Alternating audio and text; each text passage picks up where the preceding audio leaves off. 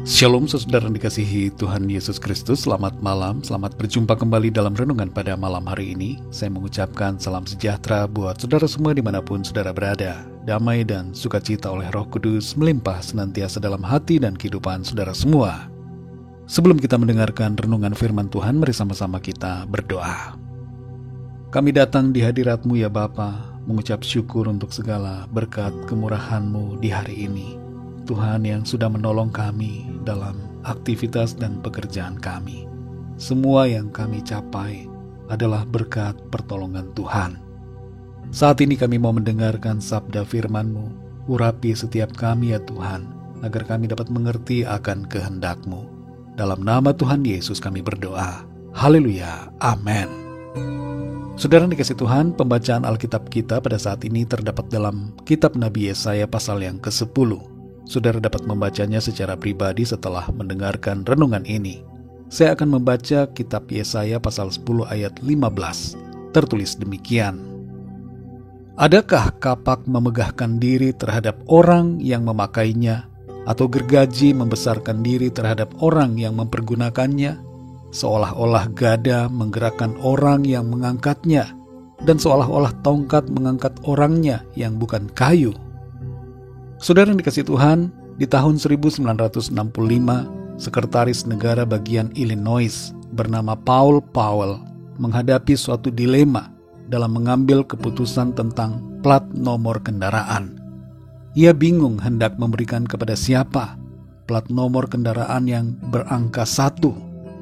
Ini adalah plat nomor yang spesial dan berhubungan dengan status seseorang. Paul katakan, ini adalah masalah yang sangat nyata buat dirinya dalam menentukan siapa yang akan memakai plat nomor tersebut. Dan ia mengatakan pula pertimbangannya bahwa ia tidak mau memberikan nomor itu kepada seseorang karena akan menyakiti hati ribuan orang lainnya.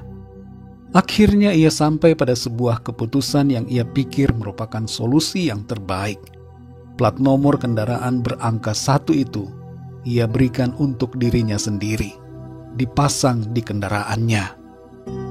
Saudara yang dikasih Tuhan, setiap orang punya kecenderungan ingin menjadi yang nomor 1, yang disanjung dan dihormati.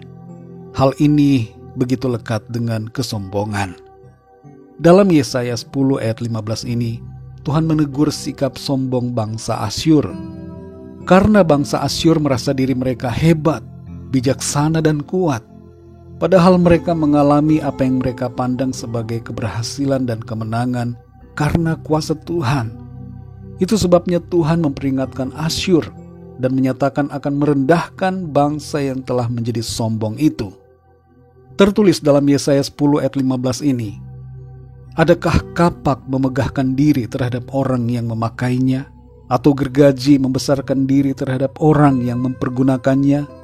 Seolah-olah gada menggerakkan orang yang mengangkatnya, dan seolah-olah tongkat mengangkat orangnya yang bukan kayu. Kita perlu menyadari, saudara, bahwa kita ini ibarat sebuah alat yang ada di tangan Tuhan. Tanpa Tuhan yang menggerakkan, maka kita tidak akan bisa. Kita hendaknya bersyukur selalu kepada Tuhan. Kalau kita bisa bergerak, berjalan, tangan kita berfungsi dengan baik, kaki kita dapat berlari, mata kita dapat melihat, pikiran kita dapat kita pakai, kita punya hikmat dan kepandaian, kita terampil dalam suatu hal, kita ahli, kita punya talenta dalam bidang tertentu, dalam musik atau vokal, suara kita bagus, wajah kita menawan, usaha kita berhasil, karir kita melejit dan sebagainya.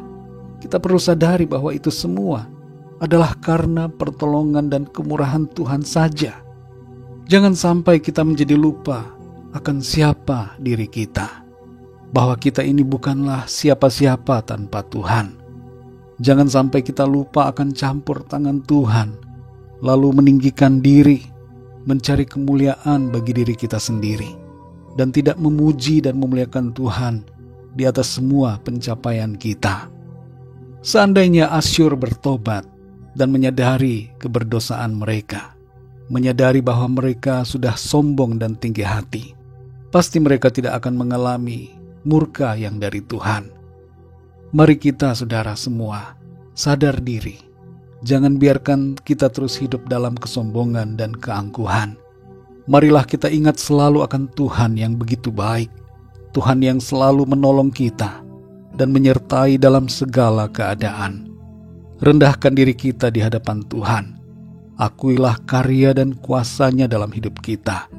Kalau kita semua ada sampai saat ini, meraih pencapaian yang baik, mengalami berkat Tuhan, ingatlah bahwa itu semua karena anugerah dan kemurahan Tuhan. Jangan kita sombong, tapi mari selalu rendah hati dan rendahkan diri di hadapan Tuhan. Mari kita berdoa, saudara.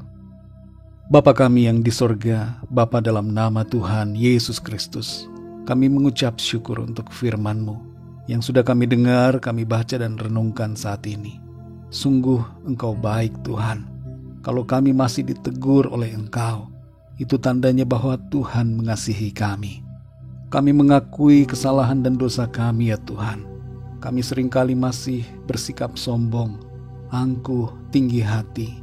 Kami lupa diri dan tidak menyadari akan siapa diri kami di hadapan-Mu. Tanpa Engkau kami tidak bisa. Tanpa kemurahan dan pertolongan Tuhan kami tidak mampu. Kami hanyalah alat di tangan-Mu, ya Tuhan.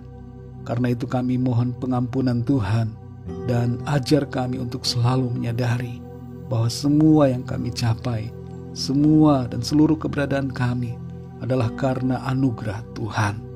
Dan karena itu segala pujian, hormat, kemuliaan kami berikan hanya bagi-Mu, Tuhan. Engkaulah yang layak dipuji dan dimuliakan, bukan diri kami. Terima kasih Tuhan, kami bersyukur firman-Mu yang terus menolong kami, membentuk kami untuk hidup benar di hadapan-Mu. Berkati kami ya Tuhan di sepanjang malam ini, dalam istirahat kami. Berikan kami tidur yang nyenyak, dan bangunkan kembali besok pagi dengan kekuatan baru, tubuh yang sehat diberkati Tuhan, untuk kami pakai memuliakan nama Tuhan dalam segala aktivitas kami. Kami berdoa bagi yang sakit dan dalam pergumulan, agar Tuhan memberikan kesembuhan dan nyatakan kuasa mujizat-Mu bagi setiap mereka. Berkati bangsa kami Indonesia dan juga semua bangsa di dunia ini. Lawat dengan kasih karunia dan rahmat-Mu ya Tuhan. Kami juga berdoa untuk situasi di Ukraina saat ini. Berikanlah perdamaian, pulihkan situasi yang ada. Berkatilah gereja-gereja-Mu ya Tuhan, dan seluruh jemaat-Mu. Terus kuatkan setiap kami untuk tetap setia senantiasa kepadamu. Terima kasih Bapa, kami mengucap syukur. Kami percaya berkat damai sejahtera dan kasih karunia Tuhan senantiasa berlimpah dalam hidup kami. Dalam nama Tuhan Yesus Kristus, Tuhan dan Juru Selamat kami sudah berdoa dan mengucap syukur. Haleluya, amin. Puji Tuhan, saudara yang dikasihi Tuhan, saya percaya firman Tuhan menjadi berkat dan kekuatan buat saudara semua, dan Roh Kudus akan menolong saudara untuk lebih lagi memahami kebenaran firman Tuhan. Tuhan Yesus memberkati saudara semua. Sampai jumpa dalam renungan yang berikutnya. Haleluya.